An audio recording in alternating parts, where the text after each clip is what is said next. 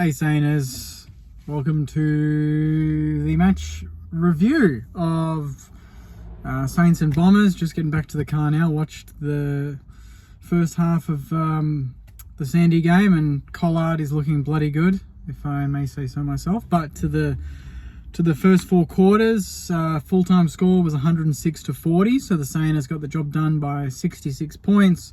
Goals to King, he kicked 4, Sharman kicked 3, Membry kicked 3, Higo kicked 3, Bonner as well, Liam Henry as well. So a lot of goals there, over the ton, which was really important. Even if it's just a pracky game, I wanted to see a higher scoring game. I wanted to see us be able to put a score on the scoreboard, and we kicked straight. It was a bit windy at RSCA, but we made it work. The Bombers had the wind in the first term, and we still went into that end of that term with a lead, which was really good. The back line just did what it needed to do. Kel Wilkie, excellent. Jimmy Webster and Stocker really stood out to me. I really loved the way Stocker was used in this game, and Webster was just clean, just clean. And special mention to Josh Battle in that first half was absolutely immense. He was everywhere. He did everything, was incredibly clean, was marking everything. It couldn't have been a better half for a centre-half back.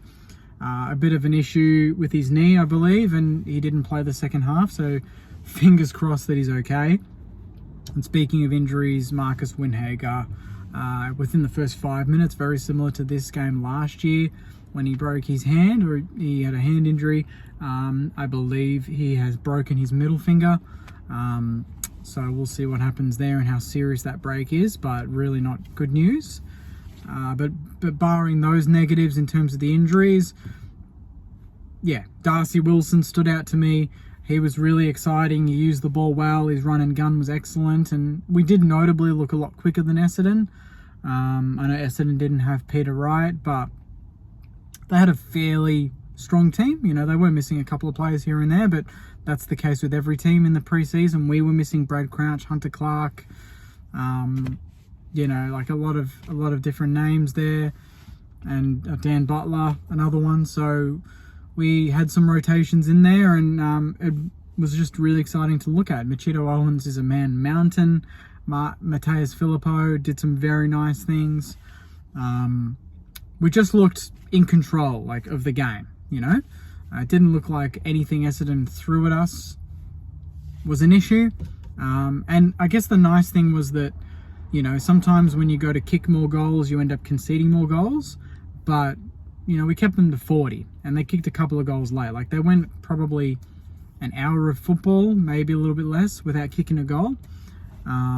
Which in a pracky game, you can probably go, well, yeah, we can let them score a few goals. That's okay. It's a pracky game. But even then, we didn't allow it. We played so seriously, which was just great, and I'm not surprised. That's what a Ross Lyon-led team does. I don't think we overdid it in a pracky game to the point where we tried too hard, but I think it just shows that we're developing a pretty good team. We were slick. We were very aggressive in that second quarter. The ball lived in our forward half, and we got the job done. And I think that's exactly the type of game, minus a couple of injuries, that we wanted. We wanted to go and show off, a bit of the new sort of silk that we've got. And I loved every minute of it. I loved how quick we looked. And I think our ball use out of the contest was better. And I think definitely there was an improvement on delivery inside 50. Essendon didn't intercept that many. There were a couple that I saw, but for the most part, King was always on the move, and that's a big thing because a lot of people have criticised Kingy for standing still and just wanting it on his head. He was on the move to the point where he roved a ball off a contest 60 out, didn't look at the goal, snapped it, and it went in post height. And you're like, this guy can win the Coleman. I know it's a pracky game, so how much can you really look into this stuff? But it's more the individual stuff as opposed to the collective, where you're like, damn, that's impressive. Even Bonner off half back was excellent.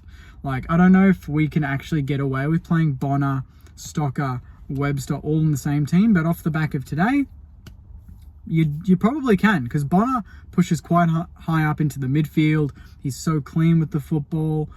He doesn't panic. Webster's very much the same, and Stocker's just that battering ram that smashes into blokes and doesn't take any shit. And you need players like that, and it worked really nicely.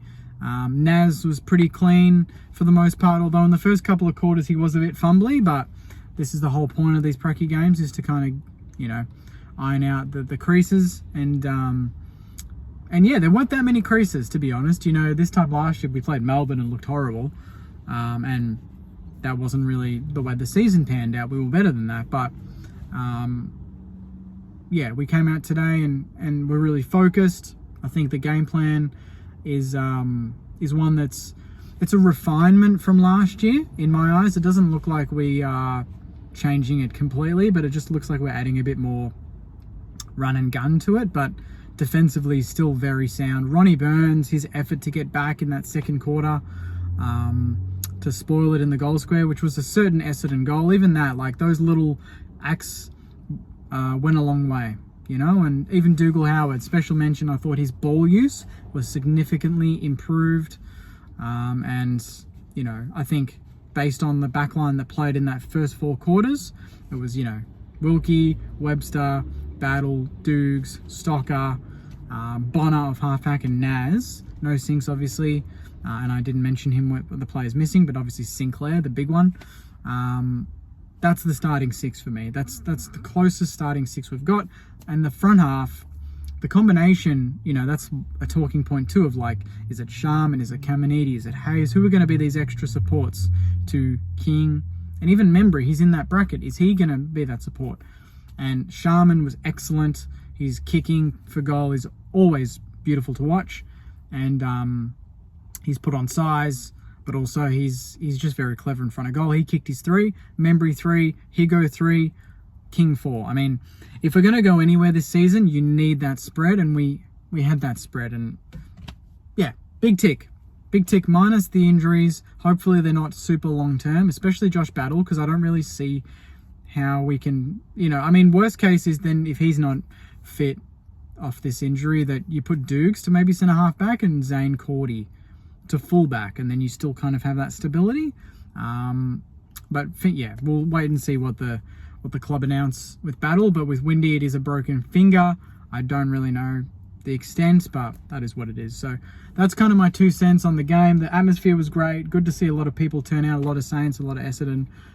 So next week, Sunday, very excited to get back and watch the boys take on North, who will be full of momentum after beating Collingwood. They got their tails up. So hopefully it's another team that we can go and do our thing and hopefully get the crowd up and about in the lead up to round 1. So let me know your thoughts, Sainers. Obviously, I'm not going to know everything, so put in the comments, what did you spot? Who's a player that jumped out to you? Anything that caught your eye, whether it be individual or collective? Put it in the comments, share your thoughts. That's what we do here. And obviously like the video and subscribe if you haven't already. So I'll wrap it up there, Sainers. Enjoy the rest of your weekend, and as always, go you mighty Sainers. See you guys.